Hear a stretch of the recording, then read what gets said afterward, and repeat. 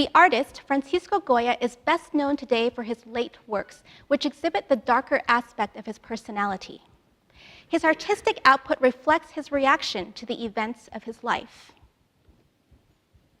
For instance, this powerful image commemorates Spain's resistance to Napoleon's armies in the Spanish War of Independence. Goya's non-commissioned works, such as The Disasters of War, are esteemed today because of their uncensored nature and revolutionary message. His final masterpieces, known as the Black Paintings, are dark and fantastical. This haunting image reveals a side of Goya that is intense, terrifying, and violent. Goya was an artist ahead of his time, and these late works are fascinating because they represent a progressive breakthrough towards modern art. However, these late works of Goya are not congruent with the music of the Goyescas. As I searched for the Goyesque inspiration behind the Goyescas, I had to dig deeper to find out who the artist Goya was to the composer Granados. The heart of his Goyesque inspiration is found in the early commissioned tapestry cartoons of Goya. These artworks are called cartoons because they began as preparatory paintings for ornamental tapestries. I will now demonstrate a brief musical excerpt.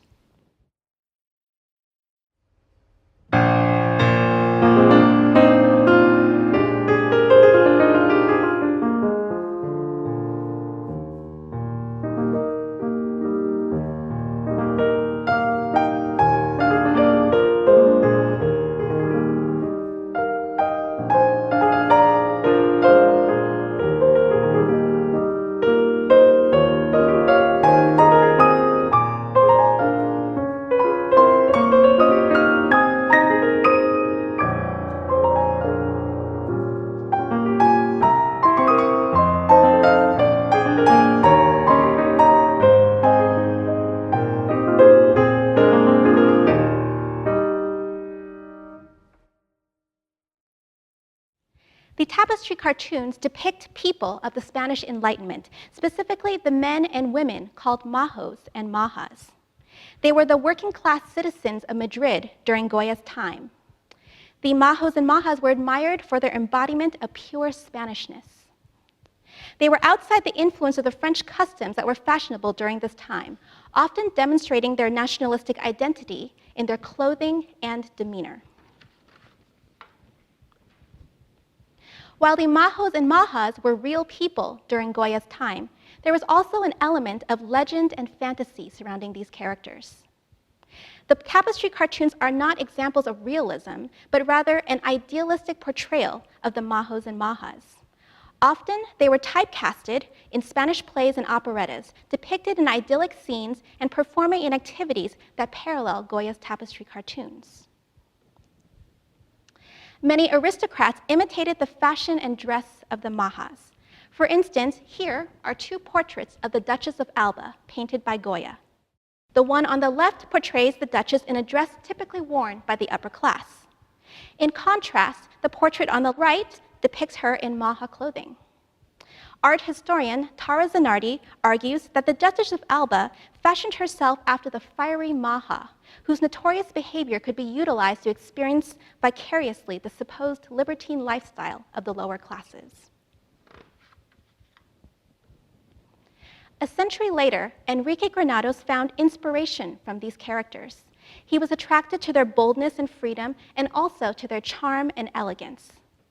The tapestry cartoons portray a folkloric view of Spain's history, a depiction of a golden age. It is not a coincidence that Granados latched on to this particular aspect of Goya. Walter Aaron Clark argues that Granados was trying to define Spanishness by tapping not only into the psychology of Goya, but also the underlying psyche of the whole nation of Spain.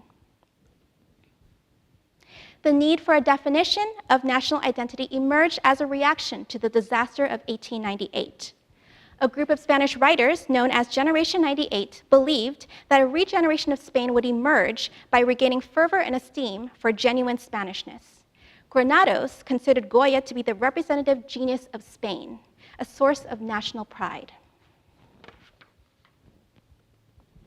The idealism that Granados created in the Goyescas is like a nostalgic retelling of Spanish history. Granados found in Goya's tapestry cartoons a visual testimony of life in late 18th century Madrid. These characters became immortalized as a glorified recreation of the past. In his imagination, Granados created a fantasy about the majos and majas. He was less drawn to the rough and uncouth aspects of their nature and more attracted to their charm and elegance.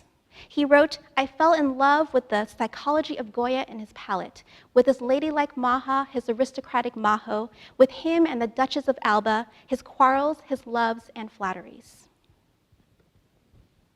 Granados was also captivated by the provocative and sensational elements of these characters. The maja in particular held a certain seductive quality in her dress and in her flirtatious demeanor. Both Goya and Granados relished the seductive aspect of maja dress and the possibilities it created for confusion and mingling of identities. Granados not only created music inspired by Goya, he also created Goyesque drawings. On the left is Goya's portrait of the Duchess of Alba in maja clothing, and on the right is Granados' drawing of a maja. This sketchbook of Granados reveals the way in which he absorbed the Goyesque. He was not merely creating program music to accompany particular artworks. He took on an identification with the person of Goya, living vicariously through the legend of the artist himself. In fact, Granados went so far as to emulate what he imagined to be Goya's majo lifestyle, assimilating his own romantic life with Goya's legendary affair with the Duchess of Alba. In this photo, Granados' lover is dressed in maja clothing, and they are striking the same pose as the majo and maja depicted in this print by Goya. I will now begin to demonstrate the transformation of art into music, starting with an excerpt from the first piece of Goyescas, entitled Flirtations.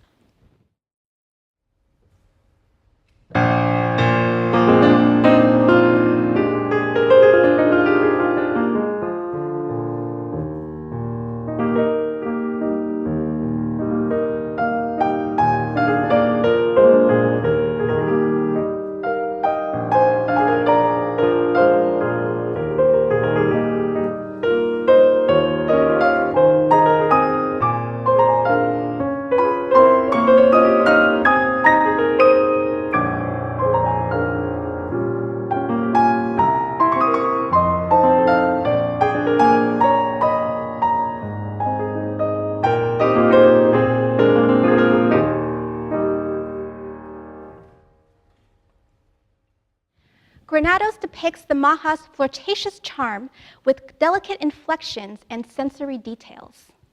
Walter Aaron Clark observes that Granados' chief concern was with people, how they looked, thought, and acted.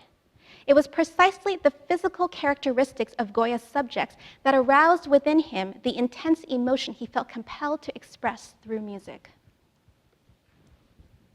Both Goya and Granados captured the charm, capriciousness, and seductive glance of the maja.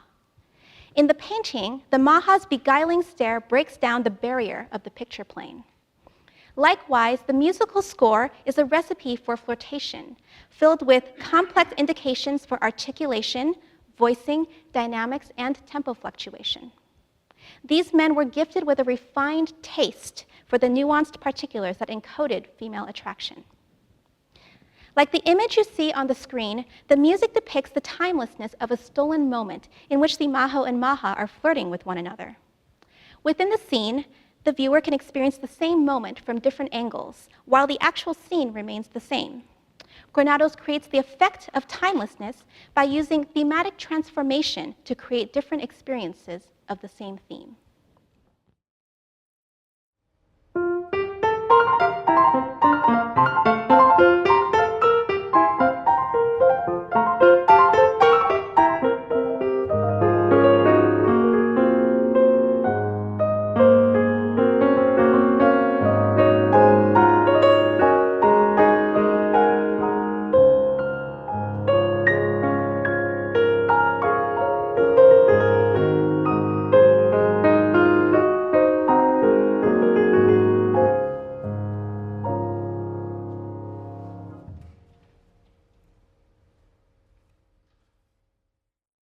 As you can hear, the same thematic ideas are repeated, but Granados varies each return with a special decoration and elaboration. He captures the come-hither charms of the maja with his use of nimble flourishes and a complex embellished texture that has a visual equivalent in the lace mantilla, an enticing piece of apparel worn by the maja. The wearing of the lace mantilla was an art form in itself. Many foreign visitors admired its feminine and flirtatious possibilities. It was an accessory that could tantalize the male viewer by simultaneously hiding and revealing the face and torso with its layers of sheer lace. In the example that I just played, Granados altered the themes by layering them over each other. In this next example, he creates a new emotional effect by taking two melodic themes and tying them together, fashioning a new melodic contour.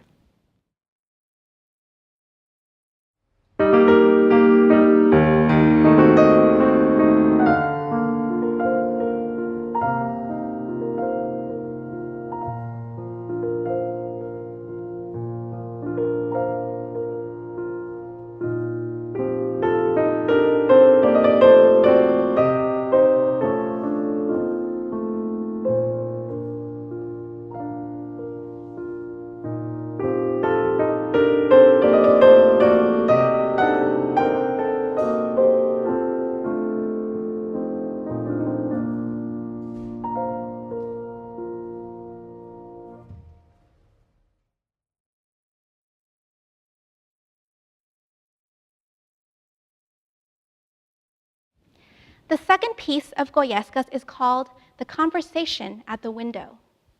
This piece is inspired by Granados' own drawing of the same title. The scene is very intimate. The viewer sees only the majo's back and a small glimpse of the maja's face. Their conversation is private and passionate with only a latticed iron window separating them.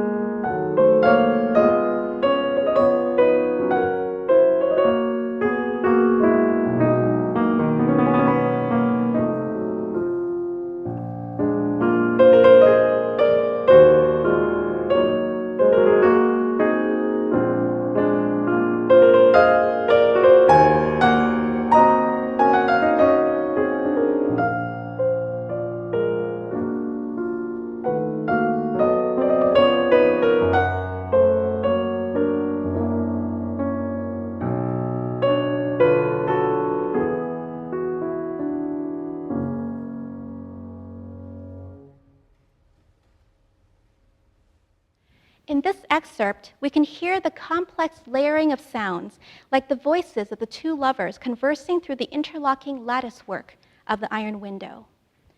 We also hear distinct melodic themes, which are repeated and elaborated throughout the Goyescas. The ascending four-note theme comes from one of his own songs, entitled The Majo's Love. This next theme reminds me of another song shared between two lovers.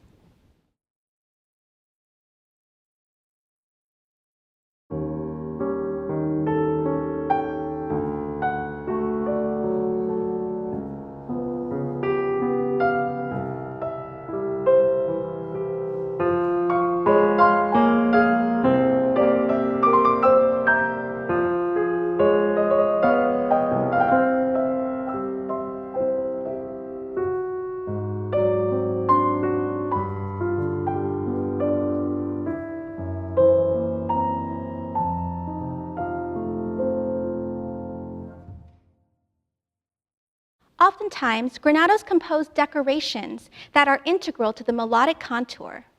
For instance, this next theme has a visual equivalent in the complex arabesque designs seen in Spanish architecture. Here are two examples.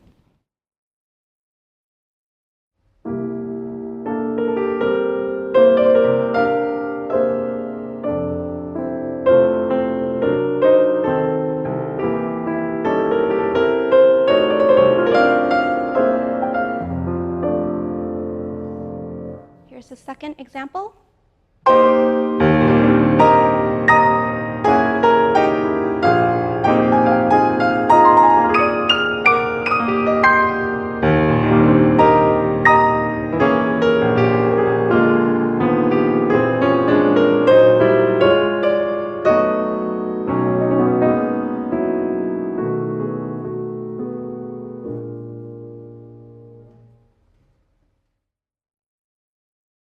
In this next picture by Granados, the dashing majo is walking away from the iron window after conversing with his lover. We can see the obvious correlation of Granados' drawing of the majo's cloak with this painting by Goya on the right. This next excerpt exemplifies the character of the elegant and debonair majo of Granados' imagination.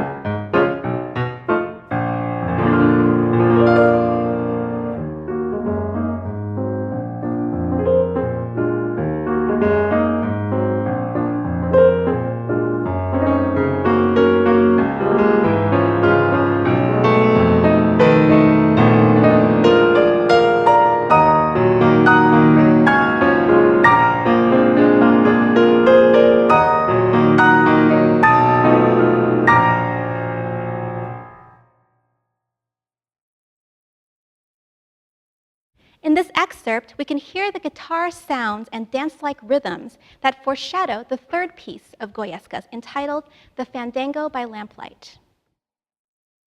Though Goya does depict a dancing scene in this tapestry cartoon, he never once portrayed a fandango by lamplight. However, this type of dance was a typical activity of the majos and majas. In this print, you can see the cloaked majo standing at the side, the majos and majas dancing in the center, holding castanets over their heads, and the guitar player providing the music for this lively gathering. In Granados' rendering of this scene, the rhythmic sounds of stomping feet and castanets can be heard.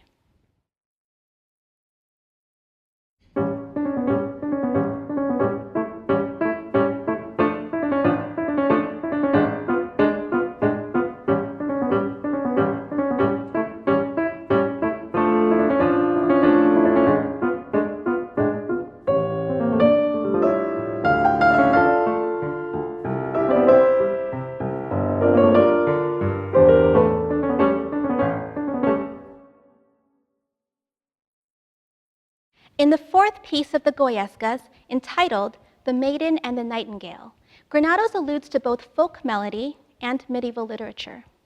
The theme of the piece is a Valencian folk melody. In the song's lyrics, a girl sings of the sorrowful song of a little bird in her garden.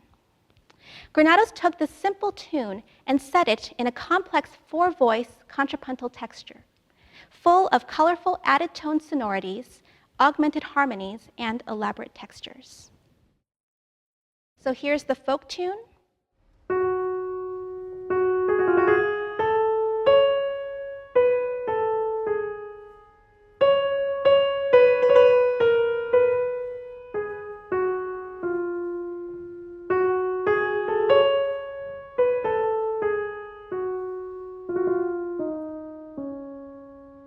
And here's Granados' setting.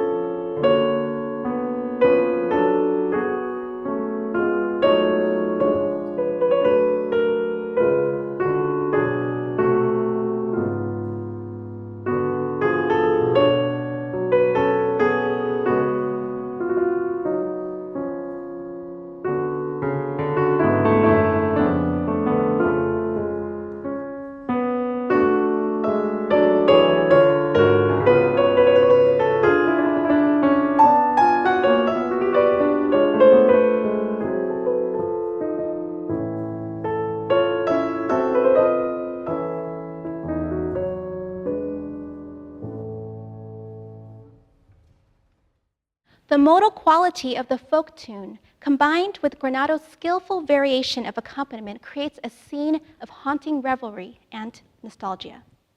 Granados later transforms the theme into a crying motif.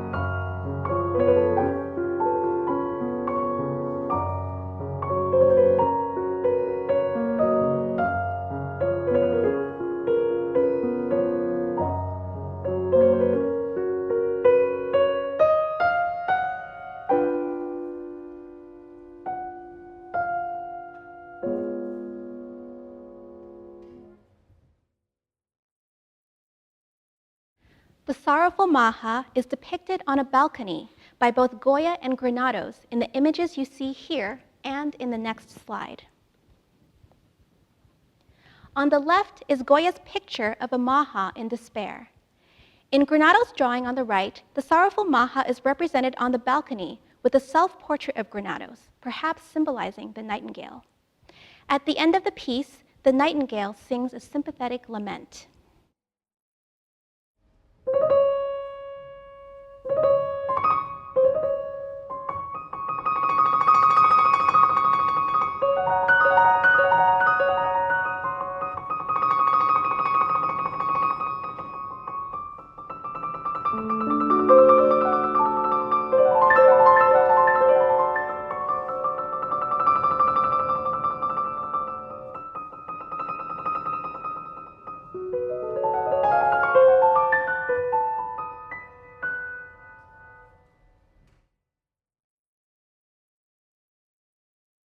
The fifth piece shares the same name as this print by Goya, entitled Love and Death. It's the emotional climax of the piano suite. The opening is a dramatic recitative and fantasy, all built from themes of the previous movements.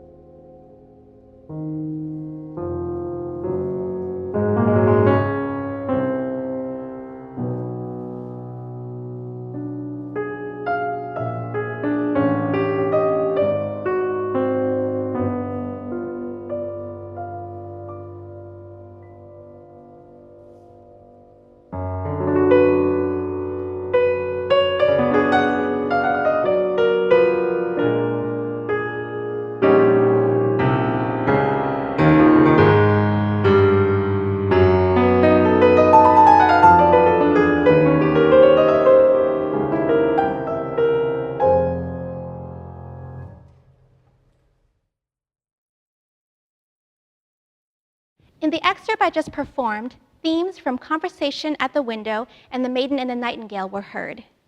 Granados uses quotation and thematic transformation to characterize the desperation, passion, and sorrow of the scene. In the Adagio section, time stands still for a moment while the themes from Flirtations and The Maiden and the Nightingale reappear, thematically transformed by a melancholy dirge.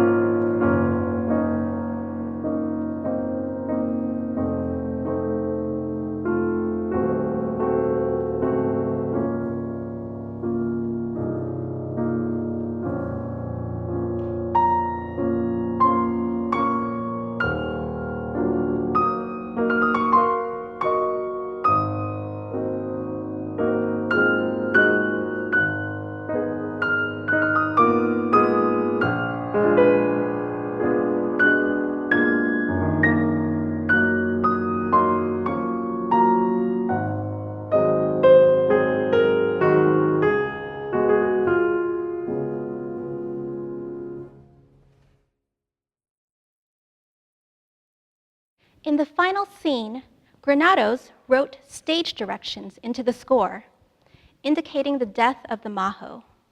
The piece ends with bells tolling as the maja holds her dead lover in her arms.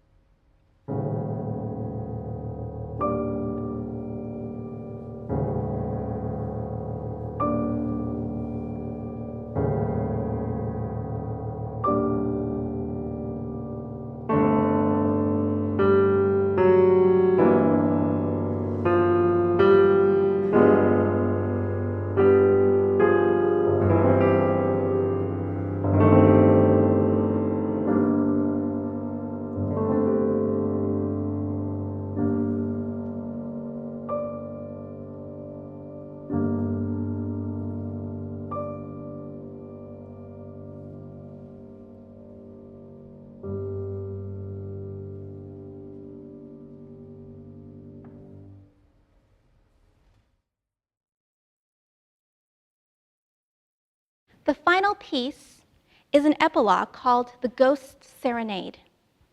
The music depicts the ghost of the majo serenading the maja with his guitar.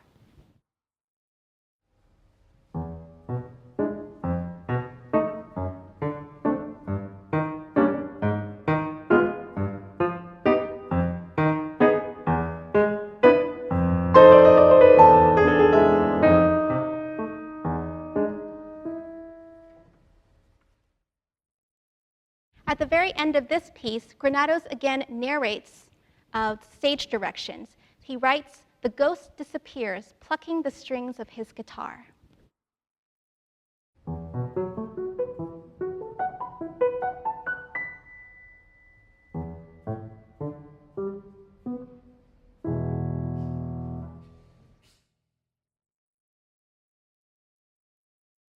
I began this presentation with showing you examples of the late masterpieces of Goya, including one of his final black paintings.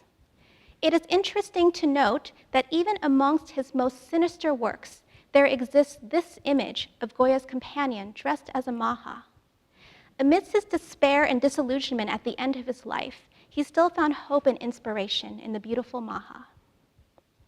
I will conclude this lecture recital with a performance of The Maiden and the Nightingale. In a way, this piece represents Granados as the nightingale, whose life ended tragically when a German U-boat torpedoed his ship in 1916. It happens by an eerie coincidence that Arthur Rubinstein was giving a concert in Barcelona on the night that Granados died. He unknowingly paid a tribute to the fallen nightingale who died at sea. I would like to dedicate this performance to Dr. Anne McLucas.